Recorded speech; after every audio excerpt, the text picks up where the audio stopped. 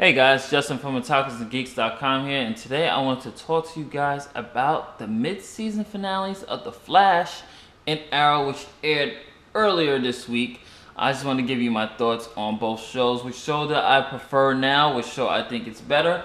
Let's get started with The Flash first. The Flash mid-season finale, we finally saw the Reverse Flash come into play. You know, he was first seen in episode 1 and then came a little, I think episode 6 or 7, where he threatened Joe to kill Iris. He will kill Iris if Joe doesn't stop his investigation. There's so much questions going on, and this will contain spoilers of the mid-season finales. So if you do not want to see any or hear any spoilers, please don't watch this video, obviously.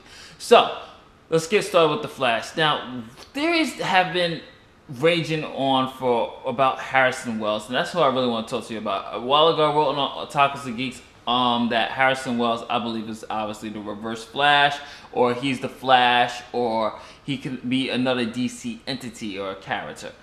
Now, at the end of the mid-season finale, we find out that Harrison Wells might actually be the Reverse Flash, or is this actually a red herring? He could be the Reverse Flash or Professor Zoom, because remember guys, Professor Zoom doesn't have the powers, he has technology that emulates, I will say, the Flash's powers. But overall, I felt that the mid-season finale knocked it out of the park. I was happy to finally see Barry admit to his feelings with Iris.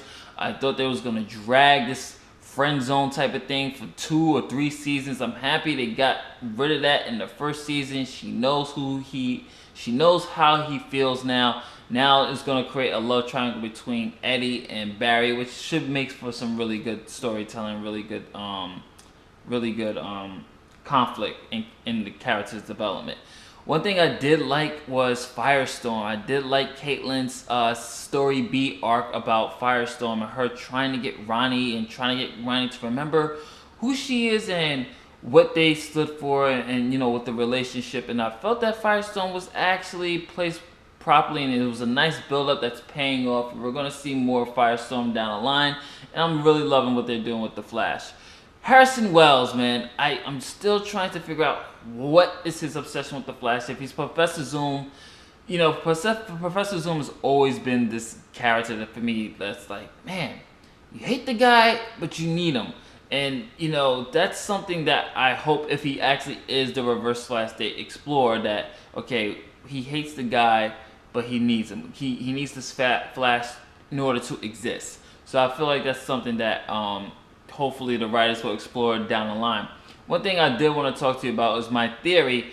I had this theory that the Flash's father, Henry Allen, is actually the Flash as well. Because at the end of the episode, we have Cisco telling Joe, Detective West, that there was 2 speedsters that night that Barry's mother was killed. One who killed Barry's mother, and remember, Barry was not running during the attack. Barry was teleported. One of the speedsters grabbed Barry out of the house.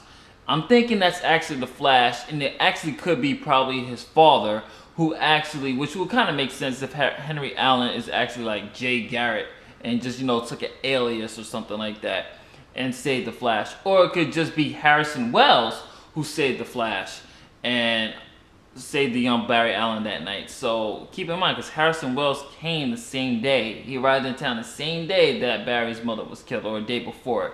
So there's a lot of speculation, a lot of things to go on. But let me get to Arrow's mid-season finale. So we finally see Ra's al Ghul. Yes, Ra's al Ghul, people, not Ra's al Ghul. I tell you, Nolan pronunciation just it's Ra's al Ghul. Watch Batman Beyond. Watch the animated series. They will tell you the pronunciation is Ra's al Ghul. And here's the thing that drives me nuts.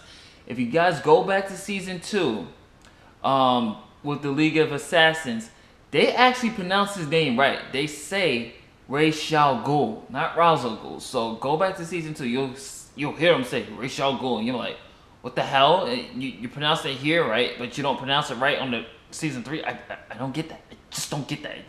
It's driving me crazy. Anyway. Okay, I'm fine. Anyway, let's get back into Arrow. Okay, so Arrow's mid-season finale, we see Arrow take on Ra's al Ghul, just for the sake of the story purposes. It's Ra's al Ghul, okay? Ra's al Ghul. Anyway, so Ra's al Ghul. So Arrow also admits to Felicity that he loves her, which is towards the end. We also finally get to see Ray Palmer revealing his true intentions with the Atom suit, which is going to be really, really badass if they actually going to start bringing superhero elements and superhero powers into Arrow. We saw that with the Miracle in season 2, but if it gets more Flash friendly, or we'll say more, if he becomes less dark and gritty and a little, just lighten up a little bit. I'm not sure how long Oliver's character can go with being this dark, moody character when we all know him down the line as this sarcastic archer or someone who has a little bit light in him. So hopefully down the line we will get to see more Green Arrow. We find out that Malcolm Merle is still Malcolm Merle, and he is just evil. We find out that Thea killed Sarah, but it wasn't under her choice. She was under the influence by, I believe it was a drug or a sedative that Malcolm planted on Thea and gave to Thea, and she doesn't remember a thing of what happens to Sarah. So Thea's totally innocent, and I think down the line she's probably going to become Artemis. I want to see Roy in the second half of the season get more character development, because right now he is really just that dude that's just there. There's really no point for Roy right now. Hopefully we're going to see Roy branch out. Maybe he'll go to Titans, Teen Titans, or maybe he'll start a Young Justice group down the line if they start introducing more heroes. Overall, I did like the ending. We find out that, hey, is Oliver dead? Who's that mysterious figure that was shadowing over Oliver after he fell off the mountain with Ra's al Ghul? We don't know.